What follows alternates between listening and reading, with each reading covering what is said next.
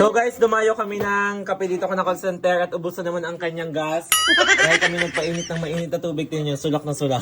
Ubus na naman yung gasol ko. Pagkakaano, kapapalit-palit lang naman yan. Diyan na naman kayo nagpainit ng tubig. At saan ang kape mo? Kayo ilong-ilong na din yung maghanap sa loob ng kwarto nyo.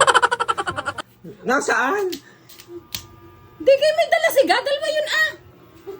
Anong dala mo? Ang tinimpla ko sa Shay ni Guy, isa ang laman. Ang isa'y walang laman. Anong hinihintay mo? Diyos ko po, Rude. Ay, di kaya sabi mo pag ako'y pupunta dito, isa lang ang dadalhin. Isa nga, hindi mo na ako dinama. Isa, diyan naman kayo nagpapainit ng tubig. Maghati na lang tayo, sobrang naman kartehan mo. Kaya pala hindi naiingle. Ako'y kanina pang pumali-uli sa loob ng kwarto at hinahanap ko ang kape. Di sabi-sabi baga naman, ayun na, kayga. Ayun, kayga, isa naman ang laman ng sachet at ang isa'y wala ng laman. Wala din lang naman ako makakape din yan. Ibalik niyo yung mainit na tubig na pinainit niya. Hindi, ibabanli ko sa iyo. Kung gayon din lang Lagi mo naman. kasi sandalan ang Roy, kung gayon din lang naman ibabanli ko sa iyo. Alright, bagong sulak din naman. Masasadalan niyo dahil dito kayo nagpapainit na mainit na tubig.